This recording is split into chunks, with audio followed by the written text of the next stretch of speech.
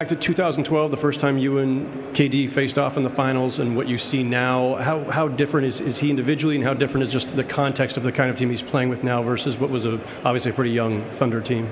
Yeah, I think the difference is that it was just a younger team. I think we had a little bit more experience. Obviously, we had a couple guys that had already won championships. I think Derek Fisher maybe had been the only guy, or Perk.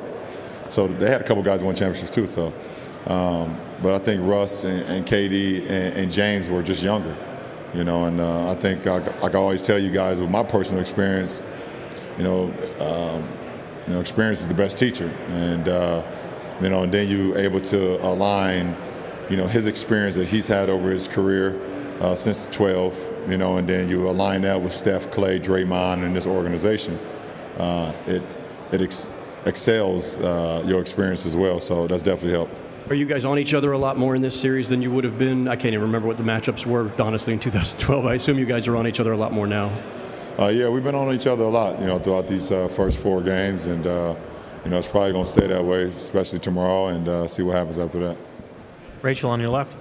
Is it even possible, LeBron, to overstate how much more of a challenge it is playing a Game 5 in the NBA Finals when the other team has Draymond and KD, unlike last year?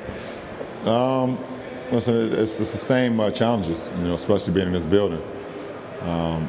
We knew coming into Game 5 last year, if we don't protect the ball and we don't limit their three-point shooting, then we can get blown out the window and blown out this arena. And it's the same way.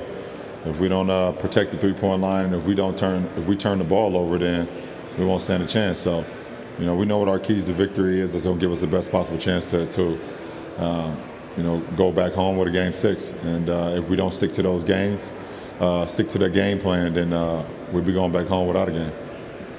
Michael, over here on the right. LeBron, Michael Grange from Sportsnet in Toronto. Game 4 aside, Steph Curry's had a great playoffs, great finals. What have you seen this year as compared to last year when he kind of struggled, it seemed, as the playoffs went along? How aware were you that he was struggling last year?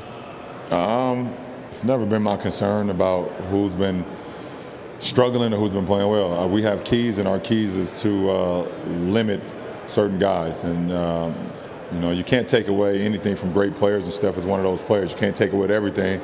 Just try to make it tough on him. Like I said last year, like I said the year before when we played him in the finals, like I've said at the beginning of this year, you got to try to make it tough on him. He's going to make shots. He's going to make plays, not only for himself, but for his teammates. Just try to make it tough on him, and you live with the results. Thank you. Chris in the front. Chris Haynes, ESPN. Bron, the last time you were right here, same situation, down 3-1. Similar colors you were in last year as well. Does anything come to your mind, like any memories come to your mind about that time at that juncture? No, not really. I mean, it's different. For me, it's always been different experiences and different challenges. And, for me, Chris, man, it's just trying to get my mind, focus on the game tomorrow. And which I will. We're going to have a great practice today. We're going to go over some things that we need to do better in Game 5. And then it's just go out and play. Like I said, I've put in the homework. I've got my mind ready for these games. I got my body prepared. And, like I said, if I leave everything out on the floor, then I'm happy with the results. Josh Dubow, Associated Press. When Kyrie is going the way he has been the last couple games, how does that open up things for the rest of the offense? Well, I mean, we love, how aggressive Kyrie's been, and it's been great for our team, obviously, with his individual ability to make shots and to take big shots and to knock them down has been key for our team. And for the rest of us, we got to do everything else. We got to defend, we got to rebound, we got to set screens for him, we got to get him looks when he's got it going. We got to set great screens for him to get him going and things of that nature. And so, we hopefully can continue that tomorrow. Jason, third row and left. Brian, what do you think of the job RJ has done on KD in this series? His minutes seem to be going up every night, and what does that change for you defensively, and how does that allow you to play defensively when RJ takes Kevin? Well, you just try to give you got to give great scorers different looks, and if you give KD and Steph a steady diet of the same guy every single possession, then they're going to figure it out, and they're already great, so they're going to figure it out even more. So to be able just to put different bodies on KD, myself, RJ, Swish at times, Shump as well, You know, and the same with Steph. You know, Kyrie and Swish and myself and Shump, and give him different looks. You know, just to try to keep him off balance as much as you can. But I think RJ's done a great job, and you know, he's just stuck to the game plan. You know, KD is obviously exceptional. You know, offensive player, exceptional player, and you know, he's going to make big shots. He's going to take shots, but you just got to try to make it tough on him and limit it as much as you can. Real quick, switching subjects, you touched on earlier about turnovers and guarding the three-point line and all that. The 3 games here this year have not been close. You've lost all 3 by double figures, but obviously you won the 2 here in the playoffs last year. So how much stock do you put in the first 3 games here in this building this season, and how much do you rely on winning 2 playoff games here last year? Well, I don't put any on any regular season game this year. We're not the same team. We don't prepare the same way. So I don't put anything on a regular season game. But we didn't play well in game 1 or game 2.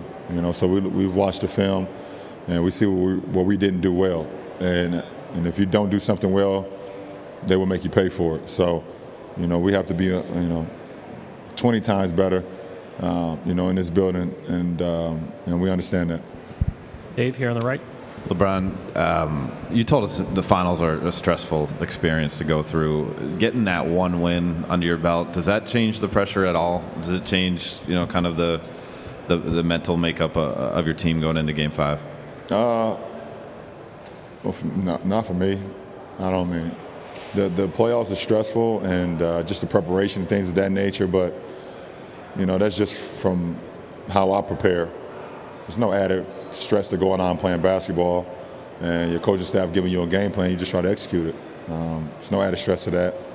You know, and if you're able to get a win, or get 2, get 3, get 4, you know, or you don't win. You know, I guess I've been a part of all of it. You know, I don't think you add more stress to, you know, what you need to do. If you're prepared, then you're prepared. There's no reason to add more to it. Go on the left. Hey, LeBron, the Warriors obviously just came through here, and listening to them, they sounded a lot like you guys after Game 1. They just said over and over again about how poorly they felt they played.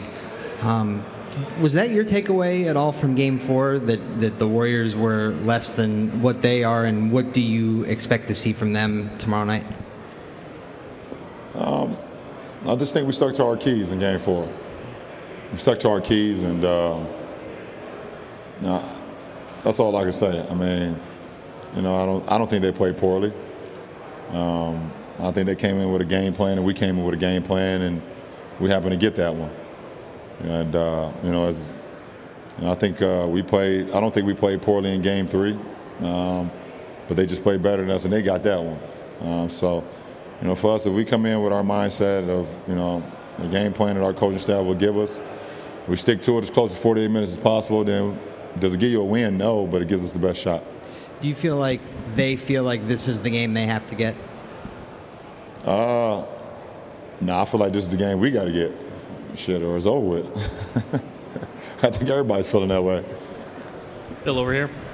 LeBron, did you guys feel like, 2 questions, did you guys feel like JR had to shoot more, you have to score more points to beat this team, and have you passed the ball off the backboard to yourself before? Well, I mean, JR is a big piece of our offensive package and our defensive package, and you know, we just felt like when he gets looks, he needs to take them. You know, and he's done that the last few games. He's come up big for us offensively, and we've needed everything from him. I've passed the ball off the backboard to myself before, and yeah, I've done it before. I don't have anything else to say about that. Back in the day, people were shocked. I think Heinsohn was maybe the first one to do it. Who? Tommy Heinsohn. Oh, that's a while ago. Yeah, but nobody had seen it before. They were laughing about it. It's good. Last 2. David back left, and then Janie up front. LeBron, you said last week you thought the Warriors team coming together was good for basketball, the way that they've put their team together. Do you have any sense, knowing the history of the game, that people are perceiving this differently for some reason, because there's always been great teams put together in NBA history? Well, I can see it from both sides.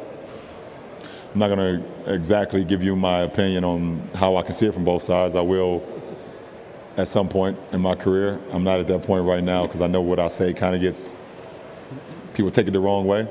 So I have my opinion on how people see it from both sides, and I have pretty good knowledge about it. So a few years from now, David, I'll tell you how I really feel about the whole situation. But they're a great team. They're assembled as good as you can be as a professional team, and they're on a quest to win a championship. And I mean, you can respect that. Last one, Janie up front. Hi, LeBron.